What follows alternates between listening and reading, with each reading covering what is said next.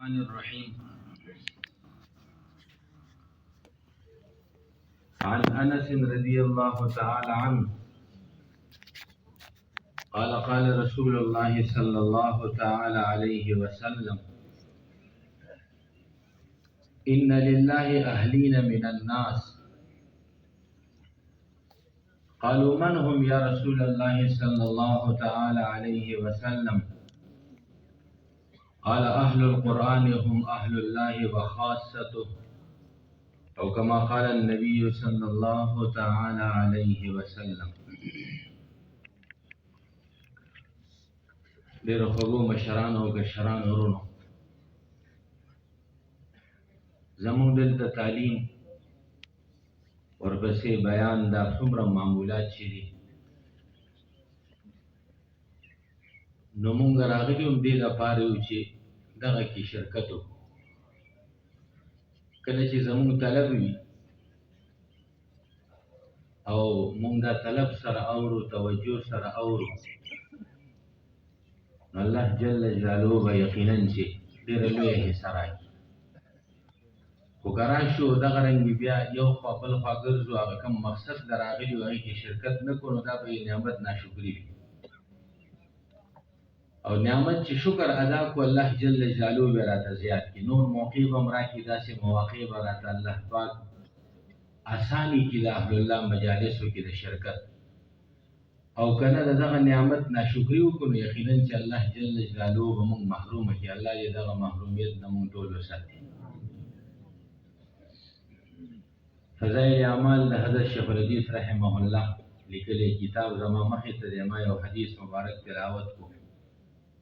تعلیم کو اردو کې یو بهرحال لږ پښتو کې اردو دواړه به ملګري پښتو والا نه پوهېږي، ځکه یو څو خبرې پښتو کې هم انشاءالله وکړو، دې ترجمه اردو کې هم. حضرت انس رضی اللہ تعالیٰ عنہ فرماتے ہیں حضور اکرم صلی اللہ تعالی علیہ وسلم نے ارشاد فرمایا کہ حق تعالی شانو کے لیے لوگوں میں سے بعض لوگ خاص گھر کے لوگ ہیں. صحابہ نے عرض کیا کہ وہ کون لوگ ہیں؟ فرمایا کہ قرآن شریف والے، اور وہ اللہ کے اہل ہیں اور خواص. فائدے میں حضرت شیخ الحدیث رحمہ اللہ تحریر فرماتے ہیں قرآن والے وہ لوگ ہیں جو ہر وقت کلام پاک میں مشغول رہتے ہوں، اس کے ساتھ خصوصیت رکھتے ہوں. ان کا اللہ جل جلالہ کے اہل اور خواص ہونا ظاہر ہے. اور گزشتہ مضمون سے واضح ہو گیا کہ جب یہ ہر وقت کلام پاک میں مشغول رہتے ہیں تو اللہ کی باری کی ہر وقت ان کی طرف متوجہ رہتی ہے. اور جو لوگ ہر وقت کے پاس رہنے والے ہوتے ہیں وہ اہل اور خواص ہوتے ہیں. اس قدر فضیلت والی بات ہے کہ ذرا سی محنت اور مشقت سے اللہ والے بندے اللہ کے اہل کے پاس کی جاتے ہیں اور اس کے خواص ہونے کا شرف حاصل ہو جاتا ہے. دنیاوی دربار میں صرف داخلہ کی اجازت کے لیے، ممبروں میں صرف شمول کے لیے کس قدر جانی اور مالی قربانی کی جاتی ہے. ووٹروں کے سامنے خوشامد کرنی پڑتی ہے، ذلتیں برداشت کرنی پڑتی ہے، اور اس سب کو کام سمجھا جاتا ہے. لیکن قرآن شریف کی محنت کو بیکار سمجھا جاتا ہے. حضرت انس بن مالک رضی اللہ عنہ نبی کریم صلی اللہ تعالی علیہ وسلم نے ارشاد مبارک کا نقل پیش. نبی علیہ الصلوۃ والسلام ارشاد مبارک فرمایا کہ خلق کے بعد خلق اللہ جل جلالہ خاص سبور. صحابہ رسول یا رسول اللہ صلی اللہ علیہ وسلم کی خاص سبور.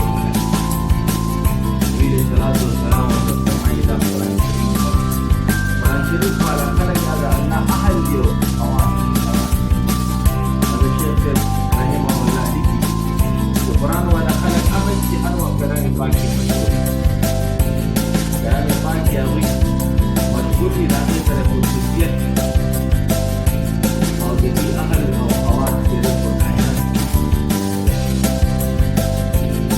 جدید مضمون نظام واضح شو کہ ہر وقت کلام پاک کی مشغول کے دل کا ضرورت جل جلالی ہر وقت کی طرف سے متوجہ دے اللہ کلام کی لگے اللہ رحمت اللہ طرف سے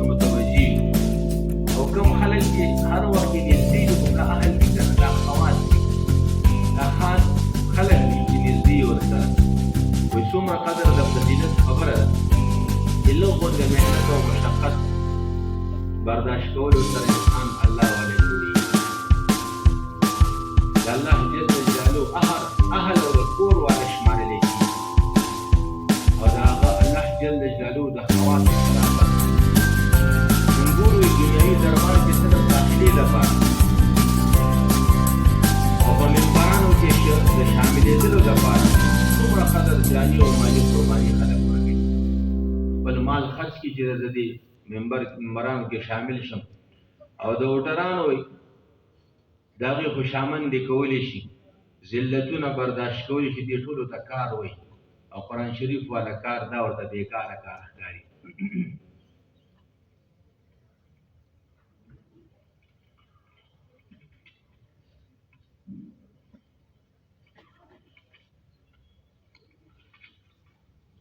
عن عبد الله بن ابي قتاده رضي الله تعالى عنه عن ابيه قال قال رسول الله صلى الله تعالى عليه وسلم اسوأ الناس سرقة الذي يسرق صلاته. قالوا يا رسول الله صلى الله تعالى عليه وسلم كيف يسرق صلاته؟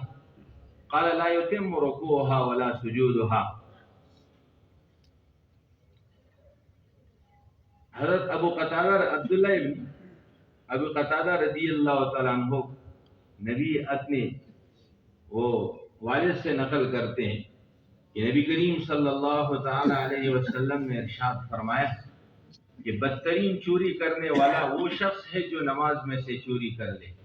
صحابہ کرام رضوان اللہ تعالیٰ عنہ مجمعین نے عرض کیا یا رسول اللہ صلی اللہ تعالی علیہ وسلم نماز میں کس طرح چوری کرے گا؟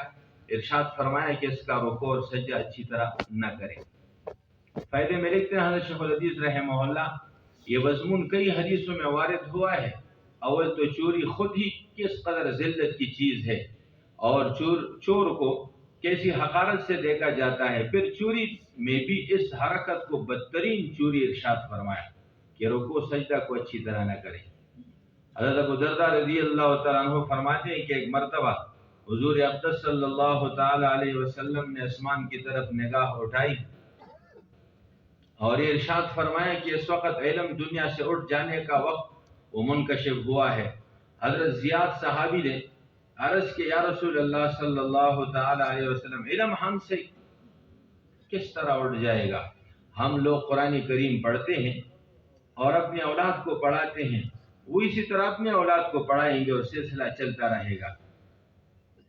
حضور نے فرمایا میں تو تجھے بڑا سمجھدار خیال کرتا تھا. یہ یہود و نصارہ بھی تو تورات و انجیل پڑھاتے ہیں، پھر کیا کارآمد ہوا؟ ابو درداء رضی اللہ عنہ کے شاگرد کہتے ہیں کہ میں نے دوسری صحابی حضرت عبادہ رضی اللہ عنہ سے جا کر یہ قصہ سنایا. انہوں نے فرمایا کہ ابو ذر سچ کہتے ہیں، اور میں بتاؤں کہ سب سے پہلے کیا چیز دنیا سے اٹھے گی؟ سب سے پہلے نماز کا خشوع اٹھ جائے گا. تو دیکھے گا کہ بڑی مسجد میں ایک شخص بھی خشوع سے نماز پڑھنے والا نہ ہوگا. حضرت حذیفہ رضی اللہ عنہ جو حضور کے رازدار صحابی کہلاتے ہیں وہ بھی فرماتے ہیں کہ سب سے پہلے نماز کا خشوع اٹھایا جائے گا. ایک حدیث میں آیا ہے کہ حق تعالی شانہ اس نماز کی طرف توجہ ہی نہیں فرماتے جس میں رکوع سجدہ اچھی طرح نہ کیا جائے. ایک حدیث میں ارشاد نبوی ہے کہ آدمی 60 برس تک نماز پڑھتا ہے مگر ایک نماز بھی قبول نہیں ہوتی. کہ کبھی رکوع اچھی طرح کرتا ہے تو سجدہ پورا نہیں کرتا، سجدہ کرتا ہے تو رکوع پورا نہیں کرتا. حضرت مجدد الثانی رحمۃ اللہ علیہ نے اپنے مکاتیب میں نماز کے اہتمام پر بہت زور دیا ہے اور بہت سے گرامی ناموں میں مختلف مضامین پر بحث فرمائی. ایک گرامی نامے میں تحریر فرماتے کہ سجدہ میں ہاتھوں کی انگلیوں کو ملانے کا اور رکوع میں انگلیوں کو علیحدہ علیحدہ کرنے کا اہتمام بھی ضروری ہے. شریعت نے انگلیوں کو ملانے اور کھولنے کا حکم بے فائدہ نہیں فرمایا. یعنی ایسے معمولی آداب کی رعایت بھی ضروری ہے اسی سلسلے میں تحریر فرماتے ہیں کہ نماز میں کھڑے ہونے کی حالت میں سجدہ کی جگہ نگاہ کا جمائے رکھنا، رکوع کی حالت میں پاؤں پر نگاہ رکھنا، سجدہ میں جا کر ناک پر رکھنا اور بیٹھنے کی حالت میں ہاتھوں پر نگاہ رکھنا نماز میں خشوع پیدا کرتا ہے۔ یہ خشوع پیدا کرنے کے اسباب ہیں، خشوع پیدا کرنے کے اسباب ہیں، اور اس سے نماز میں دل جمی نصیب ہوتی ہے۔ جب ایسے معمولی آداب بھی اتنے اہم فائدے رکھتے ہیں تو بڑے آداب اور سنتوں کی رعایت تم سمجھ لو کہ کس قدر فائدہ بخشی۔ نبی کریم صلی اللہ تعالی علیہ وسلم ارشاد مبارک فرمائی کہ بدترین غل هغه دی چې دی په مانځه کې مغلا کوي۔ صحابه کرام رضوان الله تعالی عنهم مجمعین ته تپوس کې یا رسول الله صلی الله علیه وسلم موږ کې وسنګ غلا کوي؟ نبی علیہ الصلوۃ والسلام ورته فرمایي چې رکوع سجده سمانه کوي، رکوع سجده سمانه کوي، دا د مونږ غل دی۔ حضرت شیخ الحدیث رحمه الله لیکي دا مضمون ډیرو حدیثونو ثابت دی۔ رومبه خو اغلا ډیر د ذلت شي دی، غل ته خلک څومره د ذلت او د حقارت سپک نظر باندې کوي، دا سړی غل دی۔ او بیا دې ته بدترین غل وي چې دې په مانځه کې غلا کوي، په مانځه کې غلا کوي، دې ته بدترین غل وي۔ دغه رنګ ډیرو حدیثو کې راځي چې ابو درداء رضی الله تعالی عنہ حدیث مبارک یو نقل کوي چې نبی صلی الله علیه وسلم یو وار اسمان طرف ته وکتل او یې فرمایل دا وخت را باندې الله جل جلاله ښکارا کو چې علم بلار شي علم۔ په حدیث کې راځي ډومبه چې کوم چیز انسانانو نزیه به خشوع وي، پوره ډله کې به یو سړی هم د خشوع سره او عاجزۍ سره مونځ کوونکی نه وي۔ بیا شریعت څخه آداب ښیي د مونځ د کولو، او دغه آدابو سره چې مونږ وشي نو دا د خشوع پیدا کېدل او کولو اسباب دي۔ ځکه مجدد الثانی رحمت الله علیه بیا خپلو خطونو کې خپلو ملګرو ته لیکي چې د شریعت کوم احکام دا بې فایدې نه دي، نو هغه فرمایي چې مانځه کې ولاړې او د ولاړې په حالت کې ته د سجدې په ځای باندې ستا نظر وي، قیام کې ولاړې سجدې ځای ته ګوري، د رکوع په حالت کې خپو ته ګوري، او د سجدې په حالت کې د پوزې طرف ته ګوري خپل، او د قیدې په حالت کې لاسونو باندې نظر وي، نو دا د دې سره په مونځ کې خشوع پیدا کېږي، مانځه طرف ته سړي توجه راشي، چې توجه راشي دې سره خشوع پیدا شي۔ دا د خشوع پیدا کېدو هغه اسباب دي چې په دغه آدابو سره مونځ کوي نو یقینا چې د په مانځه کې به خشوع پیدا کېږي، او چې کله مانځه کې خشوع پیدا شي نو یقینا چې هغه دغه مونځ دا چې کوم وادي دي په مونځ باندې هغه په دغه مونځونو باندې۔ علامه ابن قیم رحمه الله یو ځای کې فرمایي مونځګزار 5 قسمه دي، 5 قسمه، یو هغه مونځ دی چې کله کوي او کله نه کوي، 2 کړي 3 نه کړي، کله 2 یو کړي 4 نه کړي، د دې باره کې راځي الذين هم يراؤون ويمنع الذين هم عن صلاتهم ساهون، منځونه پرېږدي د لپاره خو سزا ده، عذاب دی۔ دویم نمبر هغه دی چې هغه مونځ خو کوي خو پته ورته نه لګي چې څنګه مونځ کوو، مونځ او دننه او بهر یو شان دي، کله کله پکې څه لږ شان دي، څه خشوع خضوع پکې وي ورنه نه وي، نو دته خو د مونځ د خیرې کې حدیث مبارک کې راځي دا مونځ د په دې مخ باندې ورو ویشتلی شي، په زړه کپړه کې چیرړه کې راجمع کړی شي، راټول کړی شي، په دې مخ یې ورته ورولي او دا مونځ د خیرې کې۔ او دریم نمبر هغه مونځ کوونکي دي چې د هغې ته څه حصه اجر میلاو شي، حدیث کې راځي که چاته 10مه حصه میلاو شي، چاته 9مه، چاته 8مه، چاته 6مه، 9مه، داسې۔ څلورم نمبر قد افلح المؤمنون الذين هم في صلاتهم خاشعون، دغه منځونو باندې خشوع سره چې کوم منځ دی دې منځونو باندې الله جل جلاله وادي دي، کوم وادي چې هغه په دې منځ دی۔ او 5م نمبر د مقربینو خلقو منځ دی ان تعبد الله كأنك تراه فإن لم تكن تراه فإنه يراك، داسې منځ کې هغه صحابه کرام رضوان الله تعالی عنهم مجمعین مانځه کېو، دانی اپریشن به ولو کو اپریشن سی او بچاړه باندې به ولا کټ دو تیل سرکړي تیل به واچو دي ته بدا پته مونږ نو غشي به دی راوي ست پته مو ته نو چې زماده بدن نغشي وتی او چې بغیر د مانځنو بغیر د مونږ د غشي نه وته، دا خواري او محنت غواړي. الله جل جلاله دې صحیح منځونو کولو توفیق راکړي.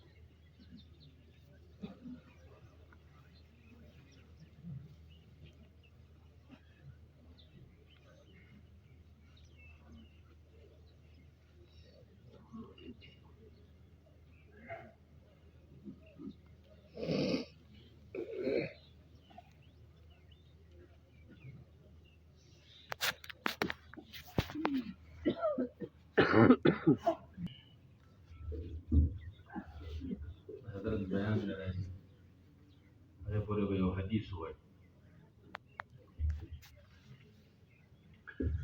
بسم الله الرحمن الرحيم. عن انس رضي الله تعالى عنه قال ان رسول الله صلى الله تعالى عليه وسلم قال اذا مررتم برياض الجنة فارتعوا. قال وما رياض الجنة؟ قال حلق الذکر. حضرت انس رضی اللہ تعالیٰ عنہ فرماتے ہیں یقیناً حضور اقدس صلی اللہ تعالی علیہ وسلم نے ارشاد فرمایا کہ جب جنت کے باغوں پر گزرو تو خوب چرو. کسی نے عرض کیا یا رسول اللہ صلی اللہ تعالی علیہ وسلم جنت کے باغ کیا ہے؟ ارشاد فرمایا ذکر کے حلقے.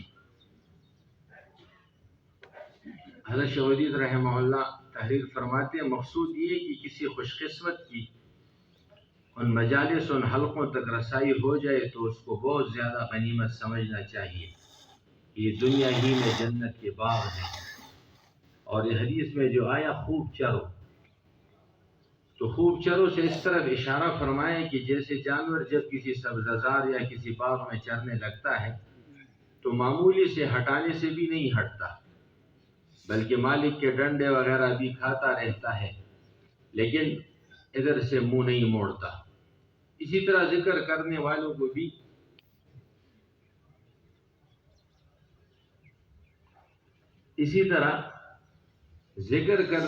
کو بھی دنیاوی تفکرات اور موانی کی وجہ سے ادھر سے منہ نہ موڑنا چاہیے. اور جنت کے باغ اس لیے فرمائے کہ جیسا کہ جنت میں کسی قسم کی آفت نہیں ہوتی اسی طرح یہ مجالس بھی آفات سے محفوظ رہتی ہیں. ایک حدیث میں آیا ہے کہ اللہ جل جلالہ کا ذکر دلوں کی شفا ہے. یعنی دل میں جس قسم کے امراض پیدا ہوتے ہیں تکبر، حسد، کینہ وغیرہ سب ہی امراض کا علاج ہے. صاحب الفوائد نے لکھا ہے کہ آدمی ذکر پر مداومت سے تمام آفتوں سے محفوظ رہتا ہے. اور صحیح حدیث میں آیا ہے حضور صلی اللہ تعالی علیہ وسلم ارشاد فرماتے ہیں کہ میں تمہیں ذکر اللہ کی کثرت کا حکم کرتا ہوں اور اس کی مثال ایسی ہے جیسے کسی شخص کے پیچھے کوئی دشمن لگ جائے اور وہ اس سے بھاگ کر کسی قلعہ میں محفوظ ہو جائے. اور ذکر کرنے والا اللہ جل شانہ کا ہم نشین ہوتا ہے. اور اس سے بڑھ کر اور کیا فائدہ ہوگا کہ وہ مالک الملک کا ہم نشین ہو جائے. اس کے علاوہ اس سے شرح صدر ہو جاتا ہے،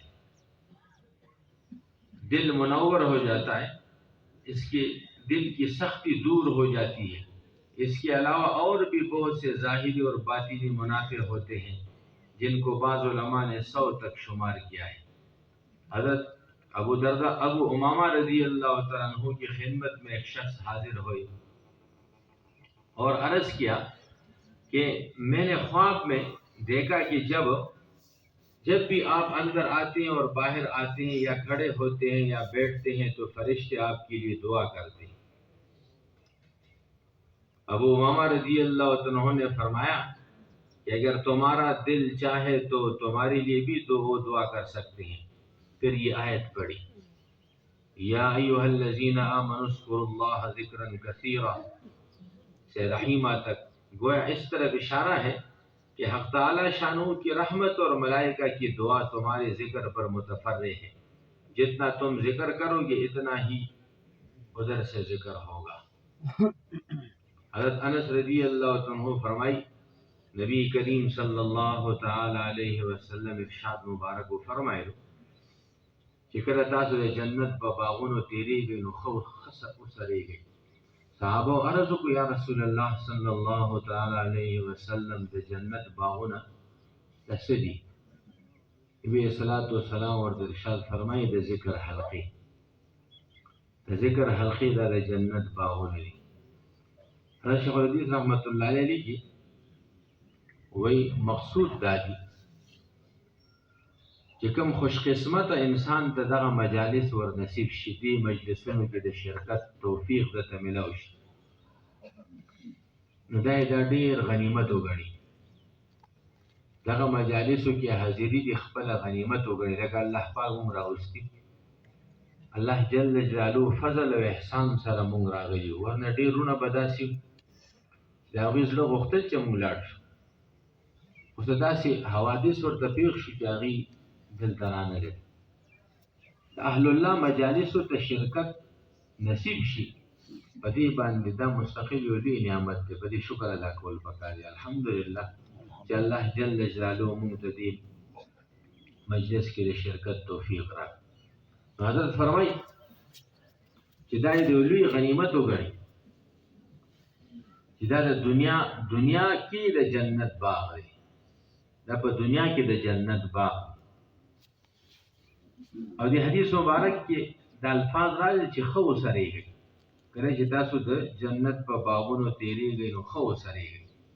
دا ښه سرېدل دې ته وایي، دې طرف ته اشاره دی چې کله څاروي شینکي وویني شنه ګیا نو هغې کې خوله ورکړي، نو که مالک یې منې کوي نو دی د سر نه راوچتوي، ښه وال وخوري د هغې باوجود هم د سر ښکته کړی او خولې پکې په دغه شنو وښو کې او شنه ګیا کې خوله وی لګیا او هغه خوري، په معمولي وهلو سره دی د هغې نه خوله نه لرې کوي، نه جدا کوي۔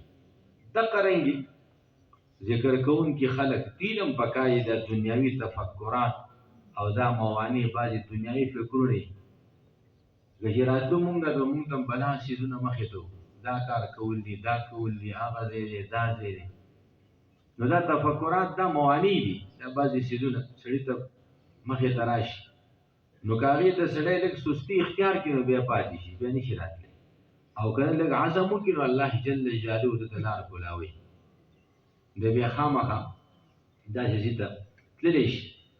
نو دغه دنیایي تفکرات د هغې په وجه باندې د دغه مجالس نه مخ اړول نه دي پکار، او د جنت باغ ورته ځکه وي چې څنګه د جنت باغ، جنت کې څه قسمه آفت نشته، جنت کې خو هر طرف ته سکون، اطمینان، آرام او خوشحالي ده، یو خفګان شته دی نه، نو څنګه جنت په باغونو کې خوشحالي هغې کې څه آفت نشته دی، دغه رنګې دا مجالس هم د آفاتو نه محفوظ دي۔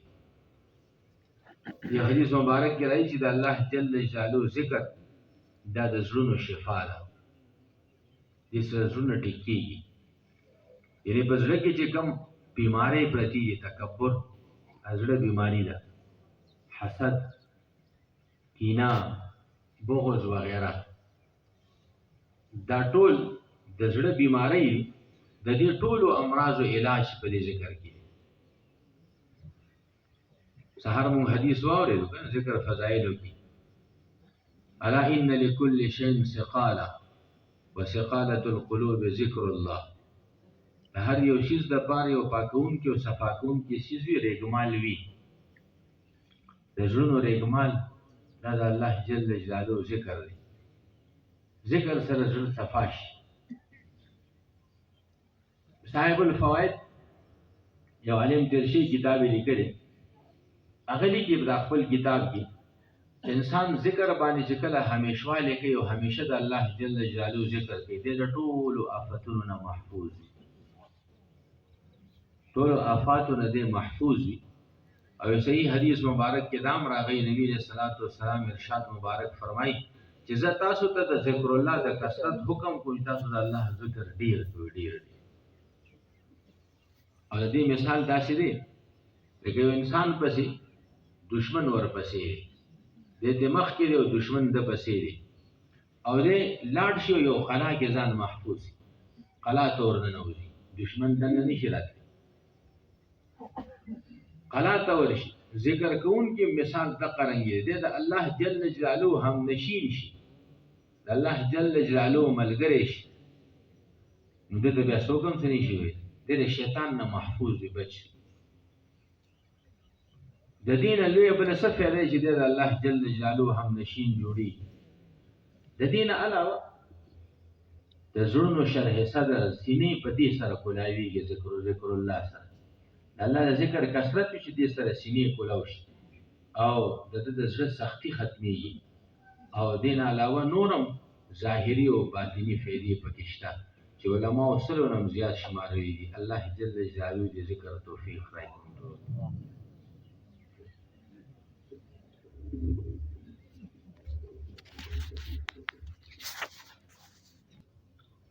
الحمد لله نحمده ونستعينه ونستغفره ونؤمن به ونتوكل عليه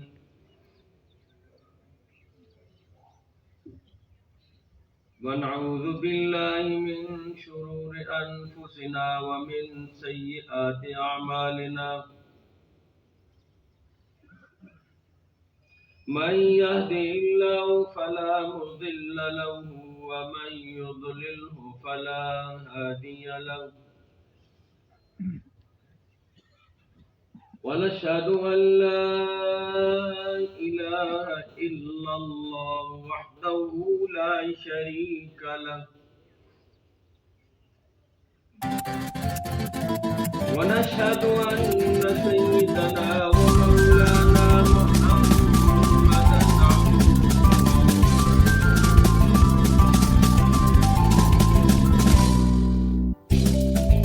أما بعد فأعوذ بالله من الشيطان الرجيم، بسم الله الرحمن الرحيم.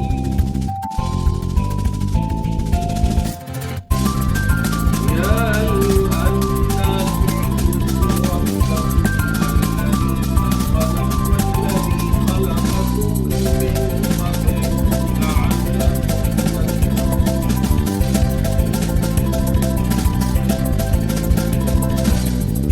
وقال النبي صلى الله عليه وسلم: ألا إن في الجسد لمضغة إذا صلحت صلح الجسد كله وإذا فسدت فسد الجسد كله. صدق الله وصدق رسوله النبي الكريم، ونحن على ذلك لمن الشاهدين والشاكرين. سب حضرات درود شریف پڑھ لیں.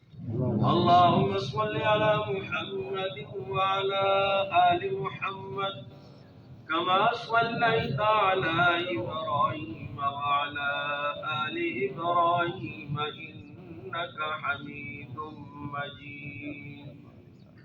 اللهم بارك على محمد وعلى آل محمد كما باركت على إبراهيم وعلى آل إبراهيم إنك حميد مجيد.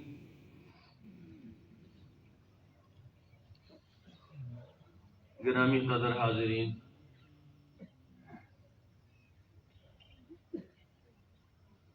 ہم آج تیسرا دن ہے کہ یہاں اکٹھے ہیں اور ہمارا یہاں اکٹھا ہونا ایک فکر کے لیے ہے، ایک سوچ کے لیے، ایک مقصد کے لیے۔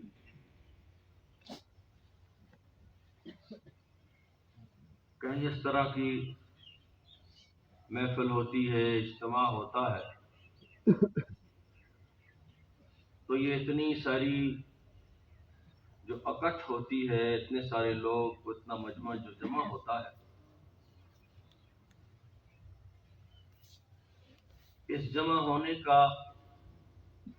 کوئی نہ کوئی مقصد ہوتا ہے۔ اور یہاں ماشاءاللہ دور دراز سے حضرات تشریف لائے ہوئے ہیں، تو ہم سب کی حاضری کا ایک ہی مقصد ہے کہ اللہ رب العالمین کے ساتھ ہمارا تعلق مضبوط ہو جائے، اللہ رب العالمین کی محبت ہمیں حاصل ہو جائے، ہم اللہ رب العالمین کے پورے حکموں پر چلنے والے ہوں، نبی کریم صلی اللہ علیہ وسلم کے مبارک طریقوں کے مطابق زندگی گزارنے والے ہوں۔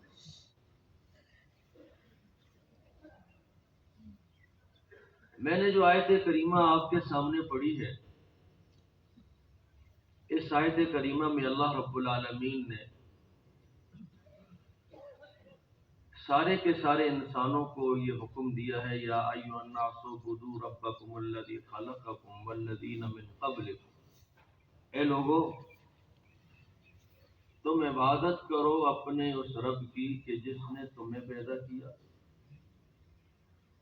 اور تم سے پہلے لوگوں کو پیدا کیا، لعلکم تتقون، تاکہ تمہیں تقوی حاصل ہو جائے۔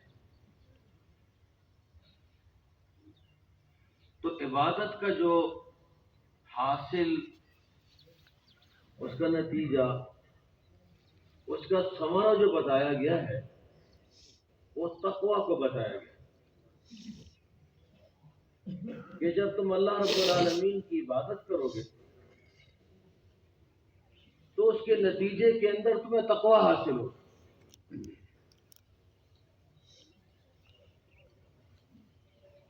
ویسے عام ہمارے جو مسلمان بھائی ہیں، عبادت اسی کو سمجھتے ہیں، نماز ہے، روزہ ہے، حج ہے، زکوٰۃ ہے، یہ عبادت کے بڑے بڑے عنوان ہیں۔ واقعتاً یہ عبادت ہے،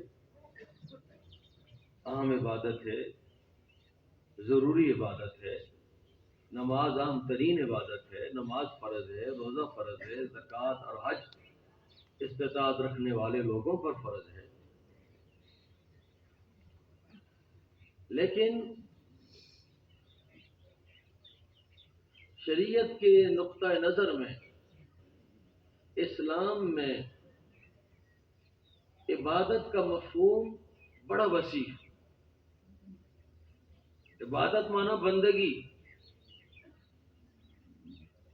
اللہ رب العالمین کی مان کر کے چلنا، اس اعتقاد کے ساتھ کہ اللہ رب العالمین ہمارا خالق ہے، ہمارا مالک ہے، ہمیں عزت دینے والا ہے، ذلت دینے والا ہے، روزی دینے والا ہے، ہماری موت و حیات کا مالک ہے۔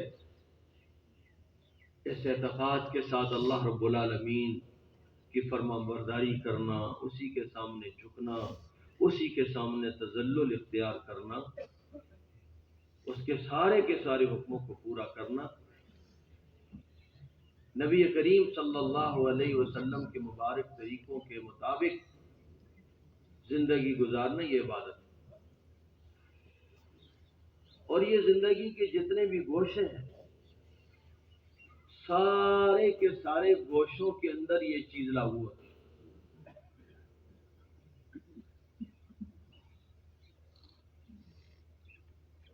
جب انسان اپنی چاہت کے جذبے کو مغلوب کر دے، اللہ رب العالمین کی چاہت کا غلبہ اس کے اوپر ہو جائے کہ بھئی وہ کرے جو اللہ چاہتا ہے، یہ بات ہے۔ اور یہ اس وقت ہوتا ہے جب انسان کا اندر باطن صاف ستھرا ہو جائے، اس کا تزکیہ ہو جائے، جب اس کا اندر باطن صاف ستھرا ہو جاتا ہے، اس میں اللہ رب العالمین کی محبت آ جاتی ہے، اللہ کے ساتھ تعلق اس کا مضبوط ہو جاتا ہے، دل اللہ رب العالمین کی معرفت کے ساتھ منور ہو جاتا ہے، تو پھر وہ اپنی چاہت کے مطابق زندگی نہیں گزارتا، وہ اللہ رب العالمین کی چاہت کے مطابق زندگی گزارتا۔ اس کے ظاہری اعمال وہ بھی اچھے ہوتے ہیں، وہ بھی خوبصورت ہوتے ہیں، اور اس کے جو باطنی اعمال ہیں وہ بھی اچھے ہوتے ہیں۔ نبی کریم صلی اللہ علیہ وسلم کی ایک دعا ہے، آپ صلی اللہ علیہ وسلم نے اللہ رب العالمین سے یہ دعا مانگی ہے، اللہم اجعل سریرتی خیرا من علانیتی واجعل علانیتی صالحا۔ اے اللہ میرے ظاہر کو بھی اچھا کر دے، میرے علانیت جو ظاہری اعمال ہیں وہ بھی اچھے ہوں، لیکن میرے جو باطنی اعمال ہیں وہ میرے ظاہری اعمال سے زیادہ اچھے ہیں۔ اللہم اجعل سریرتی خیرا من علانیتی، سریرہ باطنی اعمال وہ میرے ظاہری اعمال سے بھی اچھے، تو ظاہری اعمال بھی اچھے اور باطنی اعمال اس سے زیادہ اچھے۔ معلوم ہوا ہے کہ اللہ رب العالمین نے ہمیں ظاہر کے متعلق بھی احکامات دیے، باطن کے متعلق بھی احکامات دیے۔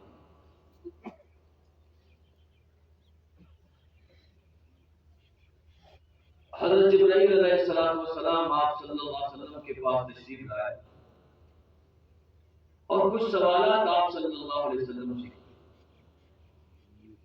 اور وہ جو سوالات کیے حضرات صحابہ کرام رضی اللہ تعالی عنہ کی تعلیم کے لیے آپ حضرات صحابہ کو سکھلانے کے لیے وہ انسانی شکل میں آئے،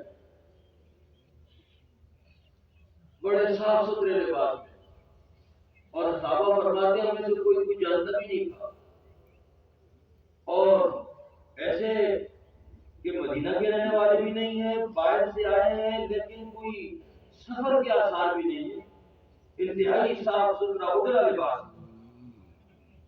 اور مختلف سوالات کیے ہیں۔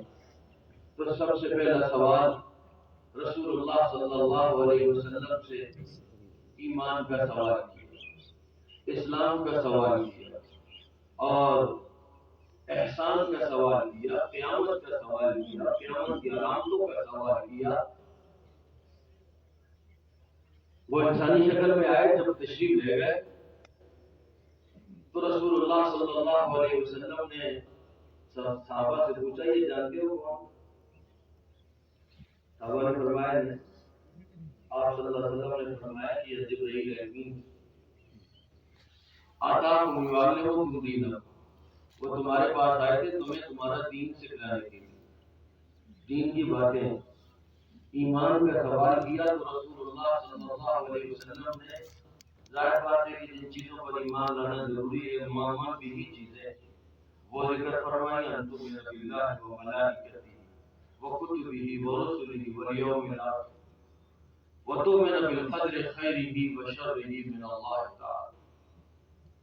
یہ ایمان ہے کہ دل کی گہرائیوں کے ساتھ اللہ رب العالمین کو ماننا، اور اللہ کے پیغمبروں پر ایمان لانا، فرشتوں پر ایمان لانا، اللہ تعالیٰ کی نازل کی ہوئی کتابوں پر ایمان لانا، قیامت پر ایمان لانا، اچھی بری تقدیر پر ایمان لانا، یہ دل سے ماننا، یہ ایمان۔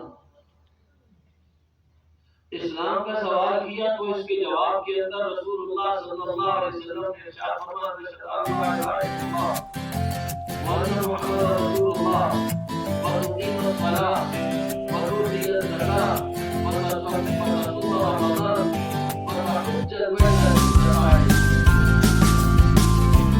شهادتين في عرفات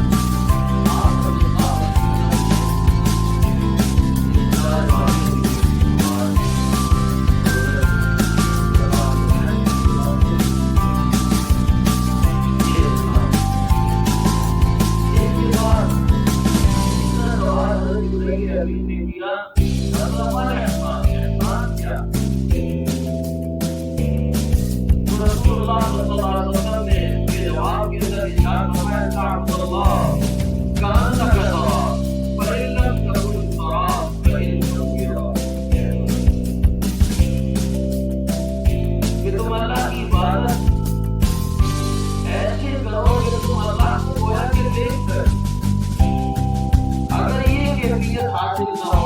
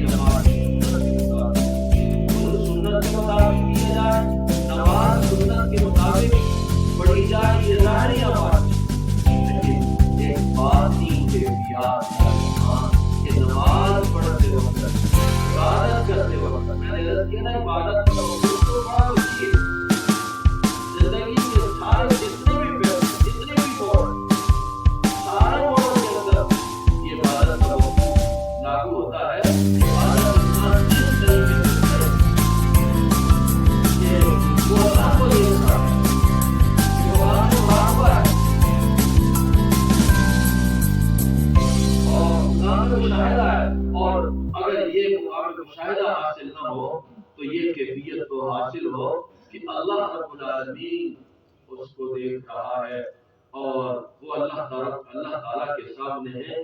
یہ احسان ہے. اسی کو تزکیہ کہتے ہیں. یہ باطنی اعمال. تو گویا کہ عبادت کے وقت ہماری کیفیات یہ احسان ہے. اسی کو تزکیہ فرماتے ہیں. اور رسول اللہ صلی اللہ علیہ وسلم نے جو فرمایا ہے 4 جگہ اللہ رب العالمین نے قرآن کریم کے اندر تزکیہ کا ذکر فرمایا. تزکیہ کا مطلب ہی اپنے رسول اللہ صلی اللہ علیہ وسلم پاک کیا کرتے تھے, صاف کیا کرتے تھے. حضرات صحابہ کرام رضی اللہ تعالیٰ عنہ کے قلوب کو پاک کرتے تھے کفر اور شرک کے عقیدے سے, اور اسی طرح ریا سے, دکھلاوت سے, حسد سے, اس طرح کے جتنی بھی اخلاق کی ذمہ ہیں اس سے پاک کرتے تھے. یہ تزکیہ. تو رسول اللہ صلی اللہ علیہ وسلم اللہ رب العالمین سے یہ دعا مانگ رہے ہیں کہ اللہ میرے ظاہری اعمال کو بھی اچھا کر دے اور میرے باطنی اعمال کو میرے ظاہر سے اچھا کر دے. تو باطنی اعمال کا اچھا ہو جانا کہ اندر انسان کا صاف ستھرا ہو جائے, باطنی کیفیات حاصل ہو جائے, تو میرے بھائیوں پھر انسان کی جو ہے یعنی سارے کے سارے اٹھنا بیٹھنا ہے. کہیں جو ہے وہ جو ہے بازار کے اندر ہے, کہیں گھر کے اندر ہے, کہیں کھا رہا ہے, کہیں جو ہے سو رہا ہے. یہ جتنی بھی باتیں ساری کی ساری جو ہے اس کا اٹھنا بیٹھنا جاگنا, یہ جتنے بھی جو پہلو ہوں گے یہ اس کی عبادت بن جائے. آپ دیکھیں نا کہ رسول اللہ صلی اللہ علیہ وسلم نے ارشاد فرمایا کہ ایک تاجر ہے, بازار کے اندر بیٹھا ہوا تجارت کر رہا ہے, وہ خرید و فروخت کر رہا ہے, لیکن سچائی کے ساتھ کرتا ہے, امانتداری کے ساتھ کرتا ہے, دیانتداری کے ساتھ کرتا ہے, مسلمانوں کے ساتھ دھوکہ نہیں کرتا ہے, ملاوٹ نہیں کرتا ہے, اسلامی شرع و اصولوں کے مطابق تجارت کرتا ہے. تو تو رسول اللہ صلی اللہ علیہ وسلم نے ارشاد فرمایا کہ یہ سچا امانت دیانت کے ساتھ تجارت کرنے والا انسان یہ قیامت کے دن انبیاء اور شہداء سے ظاہر بازار میں بیٹھا. ایک آدمی ہے وہ کھیتی باڑی کر رہا ہے, وہ زمین کے اندر دانا ڈالتا ہے, زمین کاشت کرتا ہے, وہ دانا ہوتا ہے, اس کی فصل اگتی ہے. تو رسول اللہ صلی اللہ علیہ وسلم نے ارشاد فرمایا کہ اس کی جو فصل اگتی ہے وہ فصل کے اندر جتنا اناج اور غلہ پیدا ہوتا ہے اس میں وہ ربا کا حق دیتا ہے, وہ ربا کا حق نہیں مانتا ہے, عشر دیتا ہے. اور اس کی کھیتی میں سے جو پرندے چگتے ہیں, پرندے کھاتے ہیں, حیوانات کھاتے ہیں, اگر کسی انسان نے بھی کھایا تو جو بھی مخلوق اس سے کھائے گی وہ اس کے لیے صدقہ ہوگا. تو وہ بظاہر دنیا کا کام کر رہا ہے لیکن شرعی حدود کے اندر کر رہا ہے, شرعی دائرے کے اندر رہ کر کے کر رہا ہے. یہ کھیتی باڑی کرنا بھی یہ بندگی ہے. ایک شخص ملازم ہے, وہ گورنمنٹ کا ملازم ہے, کسی کا پرائیویٹ ملازم ہے, لیکن اس کے ذمے جو کام لگایا گیا ہے وہ اپنا کام پورا کرتا ہے, اپنی ذمہ داری پوری کر رہا ہے, اور ذمہ داری کے دوران کوئی غلط کام نہیں کرتا, کسی کا حق نہیں مارتا, رشوت نہیں لیتا. تو یہ اس کا وہاں بیٹھنا یہ بھی بندگی کے لائق. تو انسان جب اللہ رب العالمین کے حکموں کو پورا کرتا ہے, جب یہ کریم صلی اللہ علیہ وسلم کے مبارک طریقوں کے مطابق چلتا ہے, شرعی حدود کے اندر چلتا ہے, تو اس کی یہ سارے کے سارے جو ہے یہ بہتر عبادت بن جاتی ہے. جب انسان اپنے باطن کو صاف کر لیتا ہے,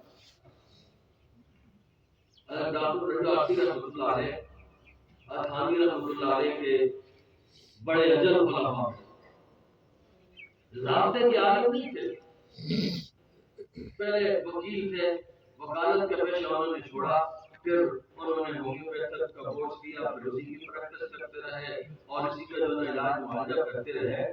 تو حضرت ڈاکٹر عاصی رحمۃ اللہ علیہ فرماتے ہیں کہ بھائی دیکھو رسول اللہ صلی اللہ علیہ وسلم بچوں کے ساتھ پیار کیا کرتے,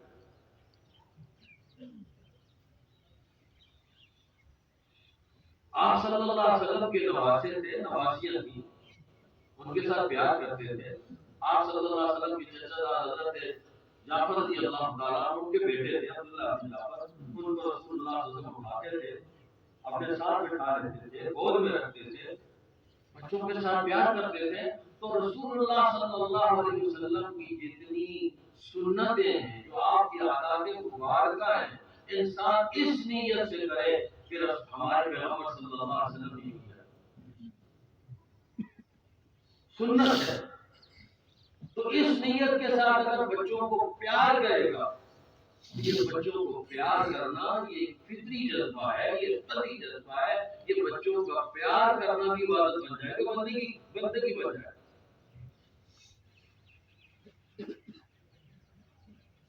اور یہ میں نے عرض کیا نا کہ جب انسان اپنے دل کے اوپر محنت کرتا, دل اس کا اچھا ہو جاتا, صاف ستھرا ہو جاتا, تو رسول اللہ صلی اللہ علیہ وسلم نے ارشاد فرمایا کہ اس کے بدن سے نکلنے والے جتنے بھی اعمال ہیں وہ سارے کے سارے اعمال صحیح ہو جاتے ہیں.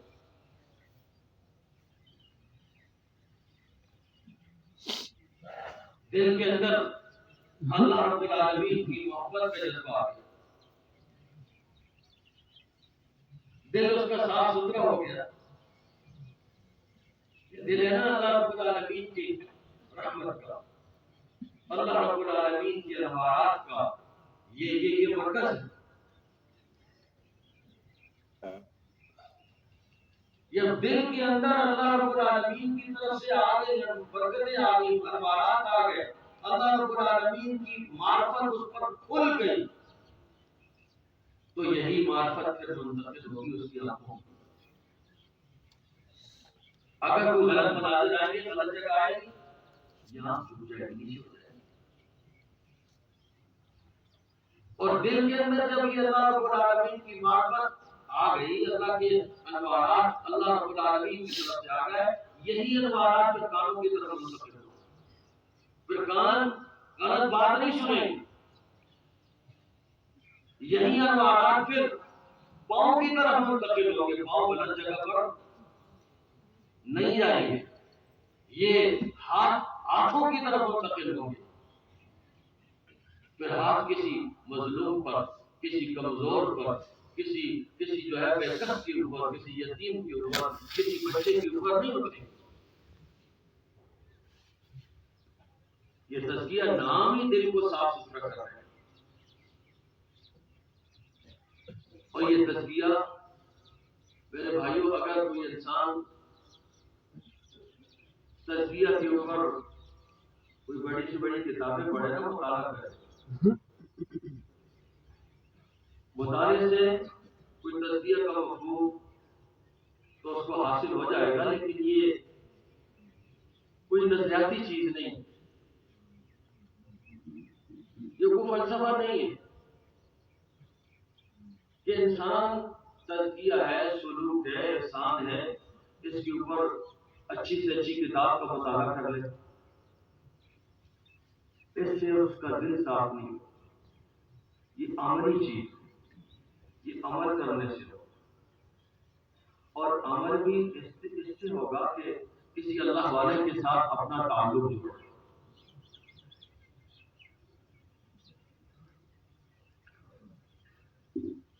کسی مرشد کامل، کسی شیخ کامل کے ساتھ جڑ جائے گا، اس کے پاس رہے گا، اس کے اٹھنے بیٹھنے کو، اس کی عبادت کو، اس کے اعمال کو، سارے کے سارے اعمال کو جب دیکھے گا تو اللہ رب العالمین اس کی برکت سے اس کے جو ہے یعنی اس کو بھی تزکیہ فرما دیں گے، اس کا باطن بھی صاف ہو جائے گا۔ اللہ رب العالمین نے انسان کو ایسا بنایا ہے کہ یہ ایک دوسرے سے اثر لیتا ہے، دوسرے سے متاثر ہوتا ہے۔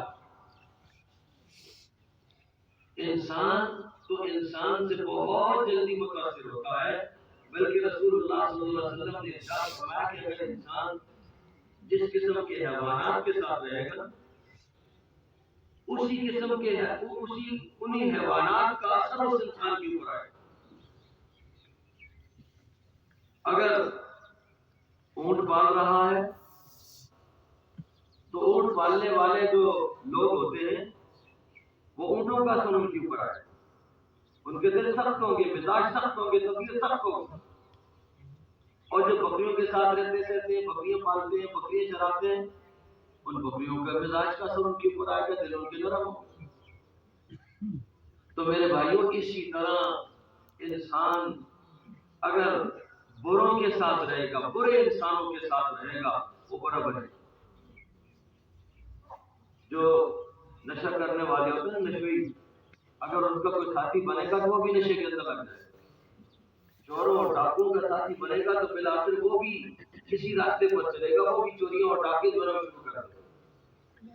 تو جس طرح میرے بھائیوں برے انسانوں کے ساتھ رہنے سے انسان برا ہوتا ہے، اچھے انسانوں کے ساتھ رہنے سے انسان اچھا ہوتا ہے۔ بہادروں کے ساتھ اگر رہو گے انسان بہادر ہوگا، اور اگر انسان سخی لوگوں کے ساتھ رہے گا اس کے اندر بھی اس کے سخاوت کے اثرات آئیں گے۔ تو میرے بھائیوں، اسی طرح ایک نیک آدمی ہے، اللہ والا ہے، جس نے اپنے دل کے اوپر محنت کی ہے اور اس کے دل کو اللہ رب العالمین نے صاف ستھرا کر دیا ہے۔ جب انسان ان کے ساتھ رہے گا تو ان کے ساتھ رہنے کی برکت سے اللہ رب العالمین اس کے دل کو بھی صاف ستھرا کر دیا۔ ظاہر بات ہے کہ جو اللہ والے ہوتے ہیں، جن کا دل صاف ستھرا ہوتا ہے، اللہ رب العالمین کی محبت ان کے دلوں کے اندر ہوتی ہے، اللہ کی معرفت کا جذبہ ان کے دلوں کے اندر راسخ ہوا ہوتا ہے، تو پھر میرے بھائیوں ان کے اعمال بھی ظاہری اعمال بھی ٹھیک ہوتے ہیں، پھر وہ ذکر اذکار بھی کرتے ہیں، تزکیہ کے لیے یعنی ایک تو صحبت صالح ہے، صحبت صالح انسان یہ سب سے مؤثر چیز تزکیہ کے اصول کے لیے، اپنے باطن کے درستی کے لیے، اپنے دل کو صاف ستھرا کرنے کے لیے، کہ ظاہر بات ہے کہ جب ان کے ساتھ رہے گا، ان کے اعمال کو افعال کو اختیار کرے گا، وہ ذکر اذکار کرتے ہیں، دوسری عبادات کرتے ہیں، جن کیفیات کے ساتھ کرتے ہیں وہ کیفیات اس کے اندر بھی منتقل ہو۔ لیکن میرے بھائیوں اس کے ساتھ ساتھ ذکر بھی ہے، اللہ رب العالمین کا ذکر، اس کے اندر بھی اللہ نے تاثیر رکھی ہے، اور تاثیر یہ ہے کہ رسول اللہ صلی اللہ علیہ وسلم نے ارشاد فرمایا ہر چیز کو صاف کرنے کا ایک آلہ ہے، ایک ذریعہ ہے، کپڑے کو صابن کے ساتھ صاف کیا جاتا ہے اور لوہے کو ایک رگمال کے ساتھ صاف کیا جاتا ہے۔ تو میرے بھائیوں اسی طرح دلوں کے اندر بھی زنگ لگتا ہے، دلوں کے اندر گناہوں کا زنگ لگتا ہے، گناہوں کی گندگی اس کے اندر آتی ہے، تو یہ گناہوں کی گندگی اور گناہوں کا جو زنگ ہے یہ اللہ رب العالمین کے پاک اور بابرکت نام کے ساتھ جو ہے وہ یہ اترتا ہے، یہ زنگ اترتا ہے، یہ میل اترتا ہے۔ تو اللہ رب العالمین کا کثرت کے ساتھ ذکر کرنا یہ بھی انسان کے جو ہے یعنی باطن کو صاف ستھرا کرتا ہے۔ اللہ رب العالمین نے باقی بہت ساری عبادات کا حکم دیا، لیکن ان عبادات کی مقدار اللہ رب العالمین نے رکھی، نماز ہے، روزہ ہے، رسول اللہ صلی اللہ علیہ وسلم نے اس کی حد بیان کی ہے۔ بعض صحابہ کے اوپر عبادت کا ایسا غلبہ ہوا کہ صحابہ نے بعض نے کہا کہ میں رات کو اٹھ کر اللہ رب العالمین کی عبادت کروں، رات میں عبادت کروں۔ ایک صحابی نے کہا کہ میں ایک صحابی فرماتے ہیں کہ وہ انہوں نے آپس میں اپنے دل میں یہ طے کر لیا کہ میں دل کو روزہ رکھوں گا، اور ایک صحابی نے اپنے ساتھ یہ طے کر لیا کہ میں نکاح نہیں کروں گا، بس اللہ رب العالمین کا عبادت کروں گا۔ رسول اللہ صلی اللہ علیہ وسلم کو اطلاع ہوئی تو آپ صلی اللہ علیہ وسلم نے اصلاح فرمائی۔ حضرت عبداللہ نے عمرو رضی اللہ عنہ کو فرمایا کہ عبداللہ تم جو نا یعنی رات کو سو بھی، رات کو عبادت بھی کرو، تمہاری گھر والی کا بھی تم پر حق ہے، اس کا حق بھی ادا کرو، تمہارے پاس مہمان آتے ہیں، مہمانوں کا بھی حق ہے، انسان پر انسان کی جان کا بھی حق ہے۔ تو رسول اللہ صلی اللہ علیہ وسلم نے روزے کی بھی ایک گزارش، سو میں مثال سے رسول اللہ صلی اللہ علیہ وسلم نے منع فرمایا، یعنی بغیر افطار کیے دوسرا روزہ رکھنے سے رسول اللہ صلی اللہ علیہ وسلم نے منع فرمایا۔ ساری عبادات کی مقدار ہے، لیکن ذکر ایک ایسی عبادت ہے کہ اللہ رب العالمین نے اس کی کوئی مقدار بیان نہیں کی۔ ذکر کثرت کے ساتھ کرو، اور میرے بھائیوں کثرت کے ساتھ زبان سے بھی اللہ رب العالمین کا ذکر ہو، دل سے بھی اللہ رب العالمین کا ذکر ہو۔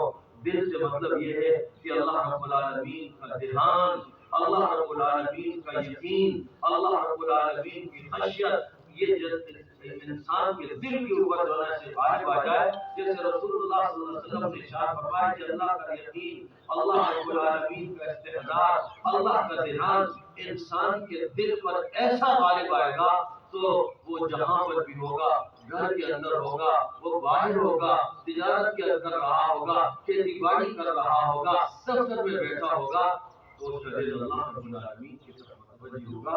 جب دل اللہ رب العالمین کی طرف متوجہ ہوتا ہے، دل کے اندر اللہ رب العالمین کا دھیان غالب آتا ہے، تو میرے بھائیوں پھر انسان کا دل زندہ ہوتا ہے۔